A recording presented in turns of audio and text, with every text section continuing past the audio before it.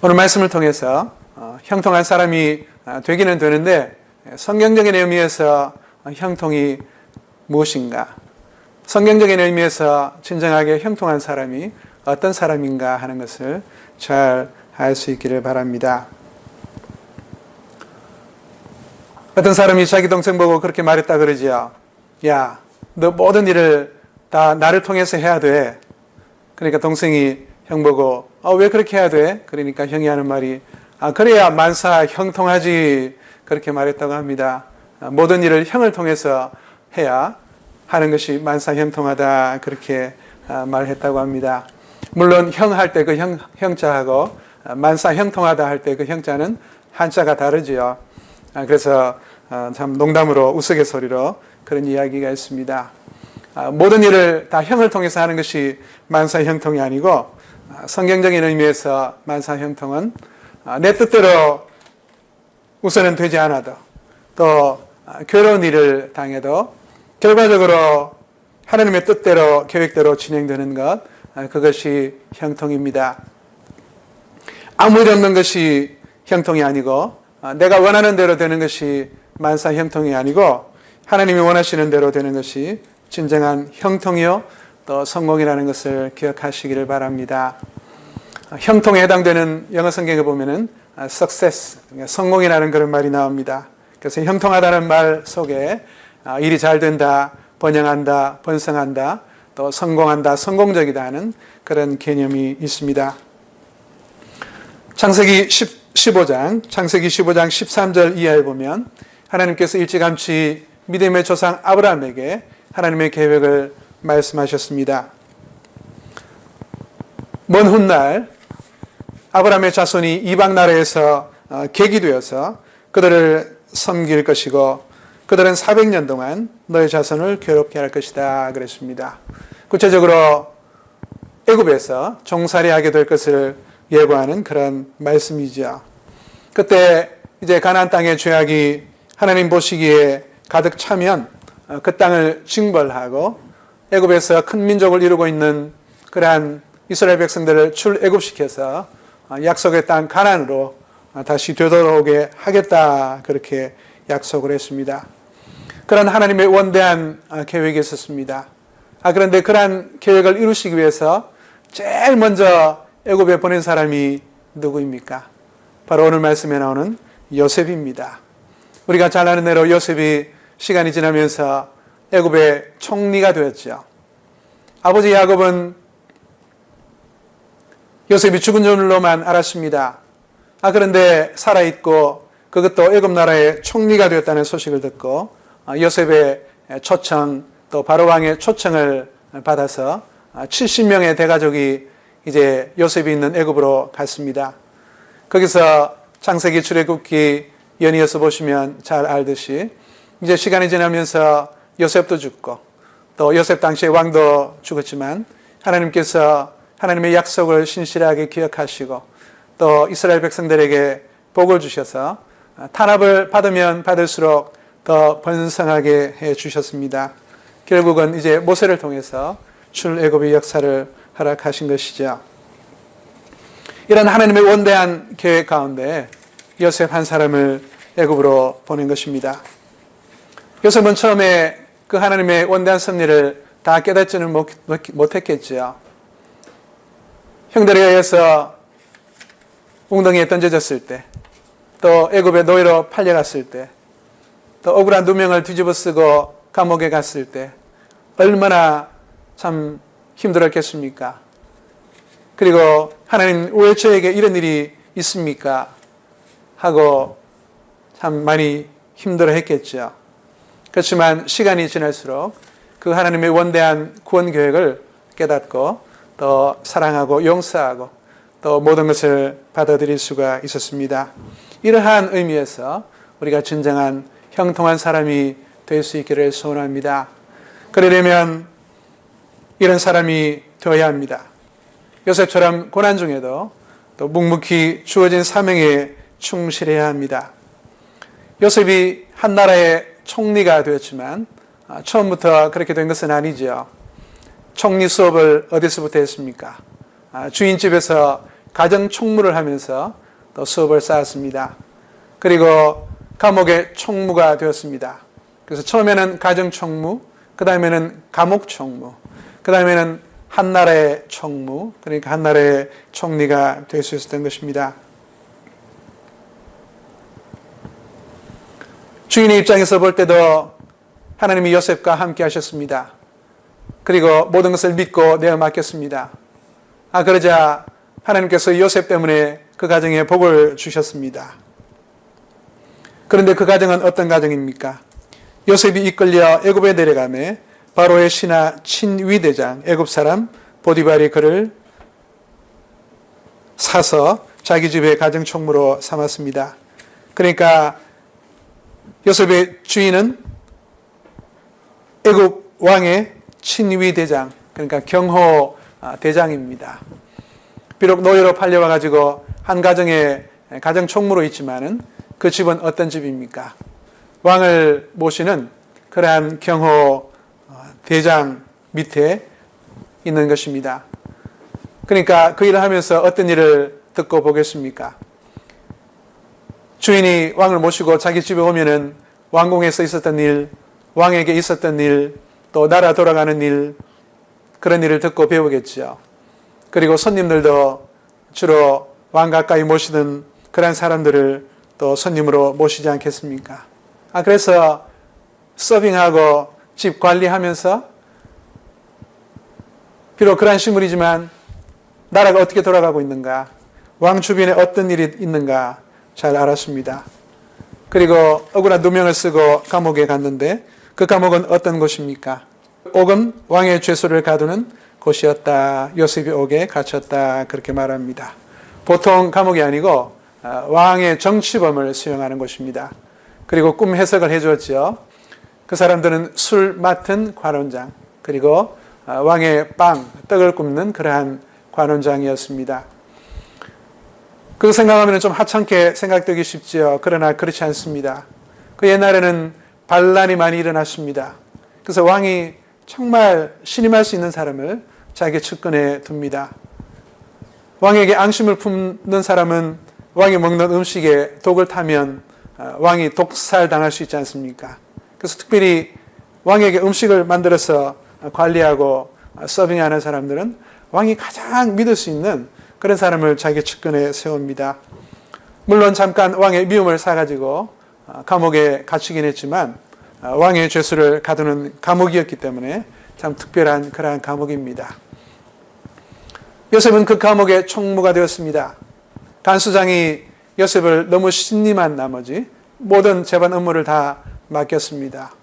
거기서도 하나님이 함께 하시고 또 요셉은 거기서 형통한 사람이 되었습니다. 신세 한탄하지 아니하고 미움과 원망에 사로잡히지 아니하고 가는 곳마다 있는 곳에서 또 주어진 일을 성실하게 행하게 되었습니다. 그 감옥에서도 갇히는 죄수들이 주로 왕 측근에 있던 사람들이니까 주인집에 총무로 있을 때와 마찬가지로 또 왕 주변 또 왕궁에서 일어나는 그러한 일들을 잘 듣고 배웠을 것입니다. 지극히 작은 것에 충성된 자는 큰 것에도 충성되고 지극히 작은 것에 불의한 자는 큰 것에도 불의하다 그랬습니다. 누가복음 19장 16절 이하에 문화 비유가 나옵니다. 주인이 맡긴 한 문화로 10문화를 남겼다 그렇게 할 때 10문화를 남겼다 할 때 주인이 이르되 잘하였다 착한 종이여 내가 지극히 작은 것에 충성하였으니 10고을 권세를 차지하라 그랬습니다. 요셉 입장에서 너무 거창한 것만 생각하면 적어도 일국의 총리 정도는 돼야지. 가정의 총무가 뭐냐, 감옥의 총무가 뭐냐 하면서 성실하지 않았다면 일국의 총리가 되어도 잘 감당할 수가 없었을 것입니다. 처음부터 그냥 너무 크고 거창한 일을 맡기면 감당할 수가 없는 거죠. 그래서 하나님이 처음에는 가정, 또 그 다음에는 감옥, 그것을 섬기게 했습니다. 하나님이 이제는 됐겠다 싶으니까 이제 일국의 총리를 맡기는 거죠.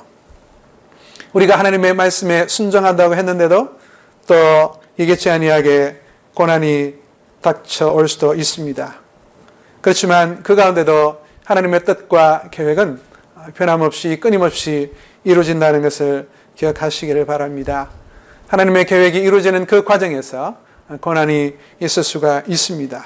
그렇지만 우리가 우선은 예상 밖의 그러한 일이라 하더라도 하나님의 신실하심을 우리가 신뢰하고 가는 곳마다 주어진 일마다 또 만나는 사람마다 우리가 신실하고 선대하고 또 충실할 수 있기를 바랍니다. 그러다가 보면 하나님의 인정을 받고 작은 일을 잘 감당하다 보면 하나님의 큰 일도 넉넉하게 맡길 수가 있을 것입니다. 우리가 진정으로 형통한 사람, 또 성공적이고 승리하는 인생이 되려면 요셉처럼 고난 중에도 또 주어진 사명에 묵묵히 충실해야 합니다. 둘째로 나를 보고 계시는 하나님 앞에서 진실하게 행하고 진실하게 살아가야 합니다. 요셉의 용모가 어땠습니까? 빼어나고 아름다웠다 그랬습니다. 그러니까 자기가 모시는 주인의 아내가 이제 유혹하기를 시작하는 것이죠. 요셉이 거절하며 자기 주인의 아내에게 이르되 내 주인이 집안의 모든 소유를 간섭하지 아니하고 다 내 손에 위탁하였으니 이 집에는 나보다 큰 이가 없으며 주인이 아무것도 내게 금하지 아니하였어도 금한 것은 당신뿐이니 당신은 그의 아내임이라. 그 다음에 함께 읽겠습니다. 그런즉 내가 어찌 이 큰 악을 행하여 하나님께 죄를 지으리까. 아멘. 요셉이 유혹을 거절한 이유가 무엇입니까? 주인과의 의리를 내세우는 것이 아니라 보이지 않지만 감찰하고 계신 하나님의 눈초리 앞에서 어떻게 그럴 수 있겠는가, 그런 이유를 내세웠습니다. 신앙서적 중에 아무도 보는 이 없을 때 당신은 누구인가 하는 그런 제목의 책이 있습니다. 아무도 보는 사람 없을 때 내가 어떤 생각을 하는가, 그리고 어떤 행동을 하는가를 보면 그 사람의 진면목을 알 수가 있다 하는 그런 내용이 있습니다. 우리도 다른 사람 앞에서는 좀 신실한 것처럼 이렇게 행동하다가 또 혼자 있을 때 엉뚱한 그런 생각이 들 때가 있고 또 엉뚱한 행동을 좀 할 때가 있지 않습니까? 그런데 혼자 있을 때 어떤 생각을 하는가, 무슨 행동을 하는가를 보면 그 사람이 진짜 참모습이 그게 나타난다 하는 말입니다. 그래서 책 제목도 아무도 보는 이 없을 때 당신은 누구인가 하는 그러한 제목입니다. 라틴 말로 코람데오라는 말 아시고 또 들어보셨죠? 하나님 앞이라는 뜻입니다. 데오 하면은 하나님이라는 뜻입니다. 하나님이 지켜보시는 앞에서, 하나님의 임재 앞에서 하는 그러한 말이죠. 요셉이 유혹을 물리쳤던 그러한 이유는 자기와 주인의 부인 단둘밖에 없다, 다른 사람은 보는 사람 없다, 그렇게 생각할 수 있지만은 보이지 않는 하나님이 보고 계시지 않는가 하는 생각으로 물리쳤습니다. 그가 보이지 않는 하나님의 약속의 말씀, 경고의 말씀에 순종하고 기억하고 하나님의 눈초리 앞에서, 하나님의 임재 앞에서, 하나님이 지켜보는 앞에서 악을 멀리할 수가 있었습니다. 이처럼 우리가 정말 형통한 사람, 진정 성공적이고 또 승리하는 인생이 되려면 하나님은 보이지 않지만 어디서나 계신다, 어디서나 나를 보고 계신다, 감찰하고 계신다. 그 하나님의 임재 앞에서, 하나님이 지켜보시는 앞에서 우리가 진실하게 행하고 또 살아가야 합니다. 셋째로 사람들 앞에서 하나님을 높여야 합니다. 아침에 요셉이 들어가 보니 그들에게 근심의 빛이 있는지라. 요셉이 그 주인의 집에 자기와 함께 갇힌 바로의 신하들에게 묻되 어찌하여 오늘 당신들의 얼굴에 근심의 빛이 있나이까. 그들이 그에게 이르되 우리가 꿈을 꾸었으나 이를 해석할 자가 없도다. 요셉이 그들에게 이르되 해석은 하나님께 있지 아니하나이까. 청하건대 내게 이르소서 그랬습니다. 아무도 꿈을 해석해 줄 사람이 없다 할 때 요셉은 저한테 말하세요. 제가 좀 해몽의 은사가 있습니다. 제가 용합니다. 제가 해석해 주겠습니다. 그렇게 한 것이 아니고 해석은 하나님께 있습니다. 하나님께 달려 있습니다. 저에게 알려주세요.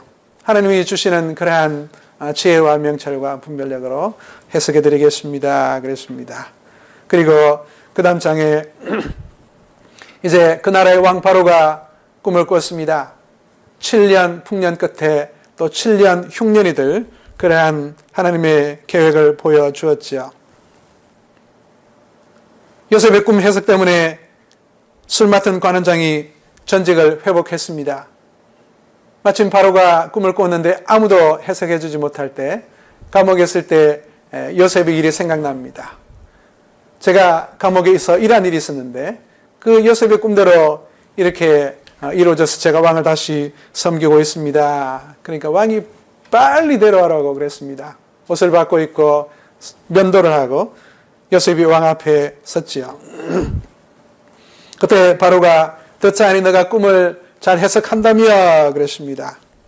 바로가 요셉에게 이르되 내가 한 꿈을 꾸었으나 그것을 해석하는 자가 없더니 들은즉 너는 꿈을 들으면 능히 푼다 하더라. 요셉이 바로에게 대답하여 이르되 내가 아니라 하나님께서 바로에게 편안한 대답을 하실 것입니다. 그랬습니다. 여러분, 우리도 이 요셉처럼 정말 형통한 사람, 성공적이고 승리한 인생이 되려면 기회가 있을 때 나를 높이려 하지 아니하고 또 하나님을 높일 그 기회가 주어질 때 사람들 앞에서 하나님을 높이는 그런 사람이 되어야 할 줄 기억하시기를 바랍니다. 그리고 네 번째로 하나님의 때를 기다리는 그런 사람이 되어야 합니다. 요셉이 그들에게 해석함과 같이 되었으나 술 맡은 관원장이 전직을 회복한 다음에 요셉을 기억하지 못하고 그를 잊었다 그랬습니다. 그 길로 몇 년이 지났습니까? 만 2년이 지났습니다. 요셉 입장에서는 그 기대를 했겠죠. 술 맡은 관원장이 내가 그 사람 꿈을 해석해 줘가지고 이제 왕을 다시 모시게 되었으니까 그 사람이 왕을 다시 모시자마자 내 사정을 이야기하겠지. 내가 정말 억울한 일을 당했지 않냐. 내가 감옥에 들을 만한 이런 잘못을 범한 일이 없지 않냐. 막 그렇게 생각했을 것입니다. 당신이 잘 되시거든 나를 생각하고 내게 은혜를 베풀어서 내 사정을 바로에게 아뢰어 이 집에서 나를 건져주소서. 나는 히브리 땅에서 끌려온 자여 여기서도 옥에 갇힐 일은 행하지 아니하였나이다 그랬습니다. 그런데 그 술 맡은 관원장이 그냥 배은망덕하게도 풀려난 뒤로 2년 동안 요셉을 생각도 못한 것입니다. 그런데 범사에 하나님의 때와 하나님의 방법이 있습니다. 풀려나자마자 바로 요셉 이야기를 했으면 바로 왕이 별 관심을 기울이지 못했을 것입니다. 왕이시여 제가 감옥에서 이런 일이 있었습니다. 이렇게 해서 풀려났습니다. 해도 그래? 하고 그냥 넘어갔을 것입니다. 그런데 2년이 지난 다음에 왕 본인이 꿈을 꿨는데 아무도 해석해 줄 사람이 없어요. 2번 연속 꿈을 꿨다는 것은 뭔가 범상한 하나님의 계획을 보여준다는 그런 의미입니다. 그런데 이집트에 요술사, 마술사, 박사 다 동원해도 해석해 줄 사람이 없는 거예요. 그때 관원장이 요셉을 생각했습니다. 풀려난 지 2년 뒤에 있었던 일이죠. 제가 감옥에 있을 때 이러이러한 일이 있었습니다 하니까 그냥 왕이 너무 급하니까 당장 대령시켜라 한 것이죠. 적기라는 말이 있죠. 적당한 시기. 어떤 일을 하기 알맞은 그런 시기가 있습니다. 요셉 입장에서는 정말 그 사람이 풀려나자마자 바로 자기 억울한 사정 이야기해 주지 않으니까 막 답답했겠죠. 또 그 사람이 막 원망스럽기도 했을 것입니다. 그렇지만 하나님 입장에서는 풀려나자마자 그때가 적기가 아니고 그때로부터 2년 더 지나야 이제 하나님이 보실 때 적당한 시기일 수가 있는 것입니다. 이처럼 우리 사람의 생각과 계산, 우리 사람이 생각하는 그 타이밍과 하나님의 시간표는 다를 수도 있다는 것을 기억하시기를 바랍니다. 내 생각이 너의 생각과 다르며 내 길은 너의 길과 다름이니라. 여호와의 말씀이니라. 이는 하늘이 땅보다 높음같이 내 길은 너의 길보다 높으며 내 생각은 너의 생각보다 높음이니라 그랬습니다. 하나님은 우리와 다릅니다. 하나님은 우리보다 훨씬 높습니다. 그래서 하나님의 생각과 또 길이 우리 사람의 것과 다르고 또한 높다는 것을 인정하시기를 바랍니다. 요즘 인스턴트 시대라고 하죠. 인스턴트란 말은 즉각적인 그런 말이죠. 그래서 사람들이 참 조급증에 빠지기가 쉽죠. 컴퓨터, 스마트폰, 점점 처리 속도가 빨라집니다. 아무리 성능이 좋아도 속도가 느리면 금방 인기가 없어져 버립니다. 커피 자판기에 동전을 넣고 딱 누르면 바로 커피가 내려와야지. 세워라 시간이 한참 걸리면은 누가 사람이 좋아하겠습니까? 자동차 운전하면서 신호 대기하고 있습니다. 그런데 조금 빨리 안 가면 뒤에서 어떻게 합니까? 빵빵 이렇게 하죠. 우리 사람들은, 한국 사람들은 특별히 참 조급하기가 참 쉽습니다. 그러다 보니 하나님을 섬기고 신앙생활할 때도 조급증에 빠지기가 참 쉬워요. 어떤 사람이 이렇게 기도했다고 합니다. 주님, 저에게 인내심을 가르쳐 주세요. 제가 인내심을 갖게 해주세요. 그러고는 그 뒤에 바로 뭐라고 기도했냐면 지금 당장 그렇게 기도했다고 합니다. 인내심을 저에게 주시되 그것도 지금 바로 주세요. 즉각적으로 주세요. 그렇게 기도했다는 말입니다. 말 그대로 인내심을 체득하려면 하는 시간이 걸려야 되지 않습니까? 그런데 그 인내심도 기다리지 못하고 지금 당장 달라 하는 그러한 말입니다. 예수님이 마가복음 4장에서 씨를 뿌려서 거두는 과정을 말씀하셨습니다. 처음에 씨를 뿌리면 싹이 나고 또 이삭이 납니다. 시간이 더 지나면 거기에 충실한 열매가 맺힙니다. 그러면 농부가 낯을 대어서 추수한다고 말씀합니다. 범사에 때가 있고 또 기다려야죠. 농부가 기다릴 줄을 모르면 농사를 할 수가 없죠. 농부가 될 자격이 없습니다. 왜 이렇게 빨리 안 자라냐 하고 그냥 손으로 쑥 뽑아버리면 열매를 맺을 수가 없는 것이죠. 어린 자녀들이 자라는 것을 눈으로 볼 수 있습니까? 가만히 쳐다보면 점점 자라는 것이 보입니까? 그렇지 않죠. 그 마가복음 4장에 예수님이 그 비유를 들려주실 때 사람이 자고 또 깨고 하는 중에 자란다 그랬습니다. 우리가 자녀들에게 잘 먹여주고 잘 재워주고 잘 입혀주고 잘 보양해주고 보여주면 시간이 좀 지나서 보면 부쩍 자라있고 또 좀 더 지나두고 보면 또 부쩍 자라있고 훌쩍 크고 그렇지요. 가만히 쳐다본다고 해서 자라고 있는 모습이 눈에 보이는 것은 아닙니다. 때가 있습니다. 죄악된 부모도 자녀가 달라고 하면 좋은 것을 줄 알거든 하물며 하늘 아버지일까 보냐 그렇게 말씀했습니다. 하나님은 우리에게 가장 좋은 것을 주시는 그러한 하나님이십니다. 우리에게 최선의 것, 최상의 것, 또 베스트를 주시기를 원하십니다. 이러한 하나님을 신뢰할 수 있기를 바랍니다. 가장 좋으신 하나님께서 가장 좋은 때에 가장 좋은 방법으로 우리에게 가장 좋은 것을 주실 줄 함께 믿고 신뢰하고 잠잠히 기다리고 또 주님의 뜻을 행할 수 있기를 소원합니다. 때가 되면 하나님의 때, 하나님의 방법으로 좋은 것을 주실 것입니다. 하나님께서 천지를 창조하셨습니다. 그러니만큼 시간도 하나님께서 창조하셨습니다. 그러니만큼 시간의 주인도 하나님이십니다. 하나님께서 모든 것을 주관하시니 시간 역시 주관하십니다. 그것을 우리가 신뢰하고 하나님의 뜻과 때를 기다릴 수 있기를 소원합니다. 시간의 주인 되신 그 주님에게 시간에 대한 주도권까지도 하나님께 맡기고 넘겨드릴 수 있기를 소원합니다. 요셉처럼 우리가 진정 형통한 사람, 성공적이고 승리하는 인생이 되려면 하나님의 신실하심을 신뢰하고 하나님의 때를 기다릴 줄 아는 그러한 사람이 되어야 합니다. 마지막 다섯 번째로 내 인생이 하나님의 큰 계획 안에 있다는 것을 알아야 합니다. 눈에 보이는 사람의 손길 뒤에 눈에 보이지 않는 더 큰 하나님의 손길이 있다는 것을 우리가 함께 기억해야 합니다. 아까 말씀드리기를 창세기 15장 13절 이하에 하나님이 믿음의 조상 아브라함에게 큰 구원 계획을 가르쳐 주었다고 말씀드렸습니다. 그것은 출애굽에 관한 그러한 계획이죠.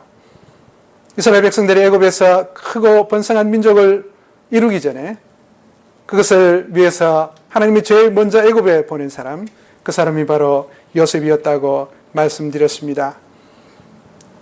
우선 보면 억울한 일의 연속이죠.